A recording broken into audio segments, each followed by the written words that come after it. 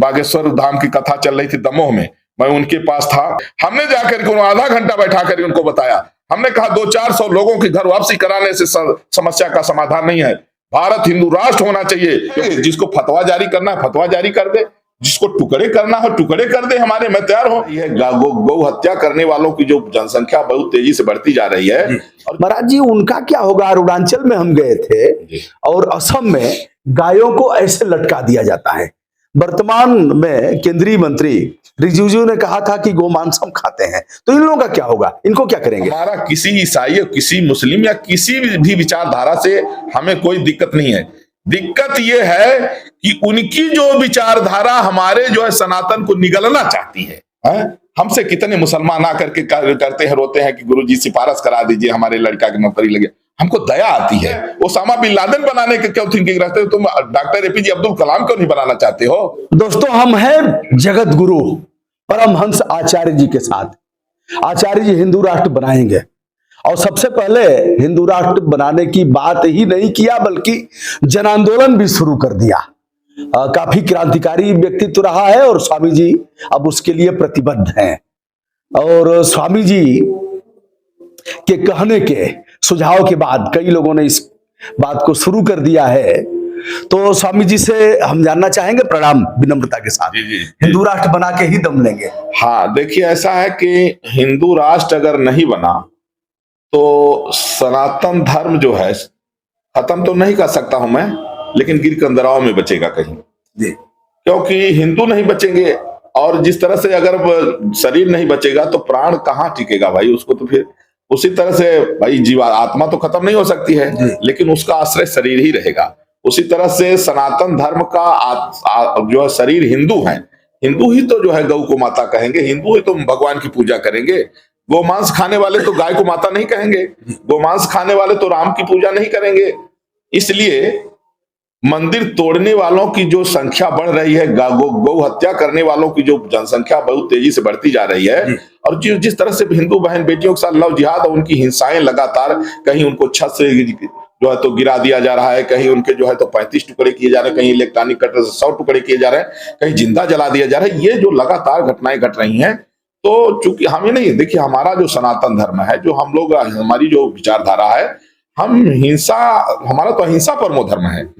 लेकिन अगर हमको खत्म, हमारे जो है अगर सनातनियों को समाप्त करने का अगर षड्यंत्र हो रहा है तो फिर अहिंसा, फिर हिंसा ही हमारे लिए अहिंसा है। जैसे अगर कोई राक्षसी प्रवृत्ति में कोई उतर जाए तो फिर उस राक्षसी प्रवृत्ति को समाप्त करना भी हमारा एक जो है अहिंसा का ही पार्ट है। जैसे हम एग्जाम्पल के लिए, अगर हमारे देश में कोई आतंकवादी इंटर कर जाए तो वहां हमारे सेना का यही अहिंसा है कि उसको फट से गोली मारो और उसको अलविदा करो। तो उसी तरह से हम चींटी को भी बचा के चलते हैं। हमारे यहाँ तो जो हम 33 करोड़ के देवी देवताओं की भावना है कि हम तो नदियों में भी प्रदूषण नहीं करना चाहते, वहां भी मातृबुद्धि रखते हैं। हम वृक्ष को भी नहीं काटना चाहते क्योंकि वृक्षों में हम जो वनस्पति देवोभव का भाव रखते हैं। ये तो वो लोग हैं कि जो कहते हैं कि वो सिर्फ एक को मानते हैं और किसी को नहीं मानते हैं। नदियों में प्रदूषण फैला दिया, सारे पेड़ों को लोगों ने काट दिया, पूरे जो है सृष्टि की व्यवस्था को लोग बिगाड़ दिए, ये कह के और किसी को मानते नहीं, सिर्फ एक को मानते हैं। अरे एक को मानते हो ठीक है, आप मानो न मानो किसी की अलग बात है, लेकिन जीने के लिए जो भगवान ने सृष्टि बचाया है, अगर निसर्ग की रक्षा नहीं हुई तो जीव रक्षा नहीं हो सकती है। क्योंकि अगर पेड़ नहीं बचेंगे तो ऑक्सीजन नहीं मिलेगी। स्वामी जी, क्या कल्पना आपने किया? हिंदू राष्ट्र केवल हिंदू रहेंगे, गाय की रक्षा होगी, भ्रष्टाचार खत्म होगा, अत्याचार खत्म होगा, क्या कल्पना है आपकी? देखिए, भगवान श्री राम ने रावण वध किया जी। क्यों किया? पहले हनुमान जी को भेजे, अंगद जी को भेजे और इस आशय से भेजे कहे काज हमार तास हित होई, रिपसन करे बत कही सोई। बोले हमारी जानकी सीता आ जाए, उसका भी भला हो, मैं उसको नहीं मारना चाहता हूं, लेकिन अगर वो जानकी का हरण किया है नहीं अगर छोड़ेगा तो भाई ये जानकी के सम्मान में तो फिर जो है तो शस्त्र हम उठाए ही है। तो उसी तरह से हमारा किसी ईसाई या किसी मुस्लिम या किसी भी विचारधारा से हमें कोई दिक्कत नहीं है। तो हमारे यहाँ देखिए, हिंदू राष्ट्र बनने की जो परिकल्पना हमारी है, बनने के बाद भी हम किसी मजहब के, किसी संप्रदाय के हम अत्याचार बिल्कुल नहीं करेंगे, होने नहीं देंगे। हम उनके सम्मान को और बढ़ाएंगे, घटाएंगे नहीं। लेकिन ये मैं गारंटी से कह रहा हूं कि हिंदुस्तान में एक भी मुसलमान और एक भी ईसाई नहीं है, सारे कन्वर्टेड है। और ये 10 पीढ़ी अपना गिन ले, 10 पीढ़ी के अंदर इनको पता लग जाएगा कि ये हिंदू से ही कन्वर्टेड है, इनके पूर्वजों पर अत्याचार हुआ है। कि ये भी मैं गारंटी दे रहा हूं कि जिस दिन भारत हिंदू राष्ट्र बन गया, इसके बाद जितने ईसाई मुस्लिम हैं ये लाइन लगा के घर वापसी करेंगे, हमें कराना नहीं पड़ेगा, क्योंकि ये इनके पूर्वज हिंदू थे।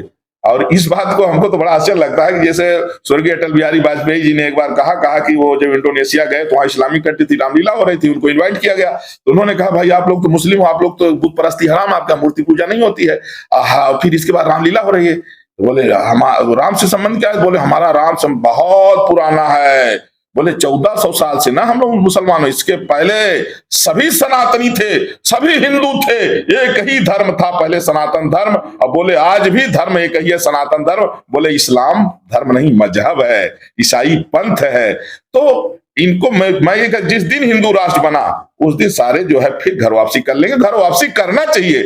अगर आपके पूर्वज हिंदू हैं जी, मैं किसी का धर्मांतरण के पक्ष में नहीं हूं, अब किसी का धर्मांतरण कराना भी नहीं चाहता हूं, लेकिन अगर कोई ईसाई या मुसलमान अगर हिंदू बनता है तो धर्मांतरण नहीं, वो घर वापसी करता है।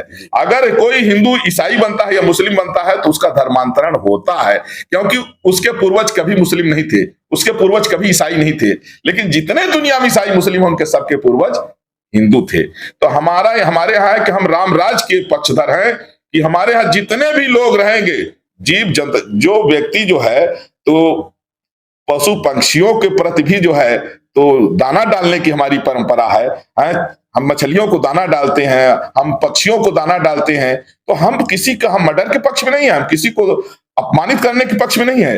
लेकिन सनातन संस्कृति को जो खत्म करने का षड्यंत्र है उसको बचाने के लिए हाँ कटिबद्ध हैं।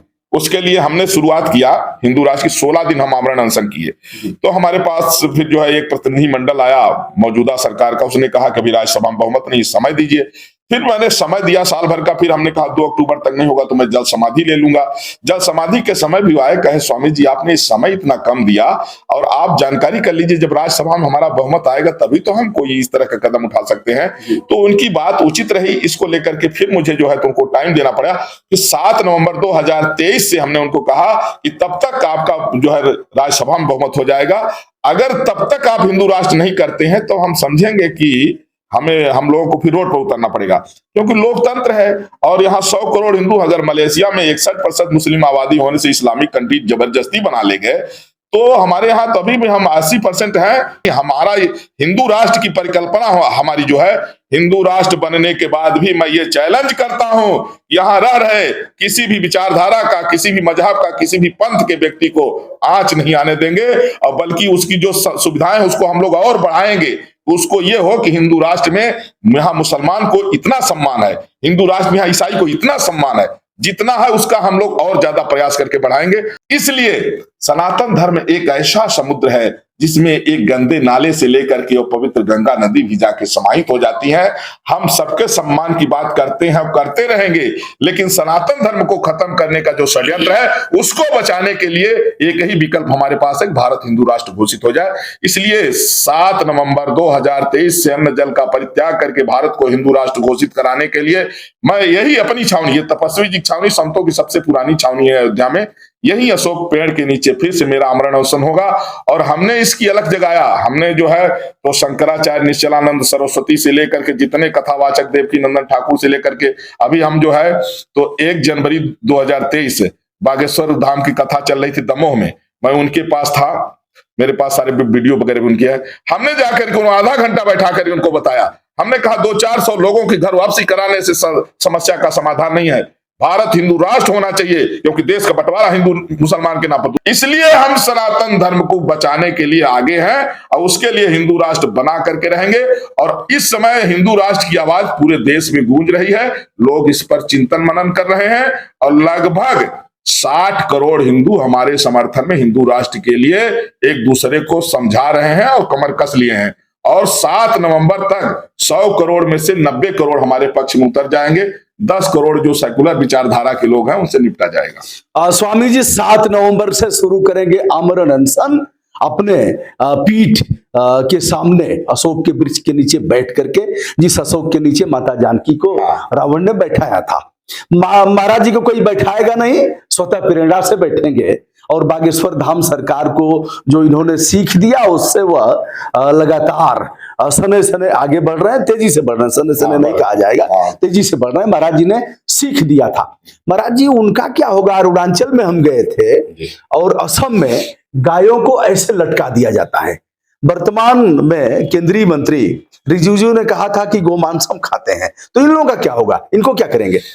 देखिए, दरअसल में क्या है कि जहां भी मुस्लिम आबादी ज्यादा हो गई है, तो चूंकि वहां कोई भी सरकार है, वोट लेना उन्हीं से है। तो जब तक उनका वोट का राइट नहीं छिनेगा, तब तक समस्या का समाधान। इसीलिए तो हम कह रहे हैं जितने ईसाई मुस्लिम हैं, इनकी नेशनलिटी खत्म हो और भारत हिंदू राष्ट्र घोषित। नहीं, हिंदू खाते हैं, गोमांस खाते हैं वहां हिंदू। मैंने देखा अरुणाचल में मैं गया था, जिस तरह से बकरे लटकाए जाते हैं उस तरह से गायें लटकाई जाती हैं। वो बीफ की दुकानें हैं। वो हिंदू नहीं है। अच्छा, गोमांस खाने वाला हिंदू नहीं है।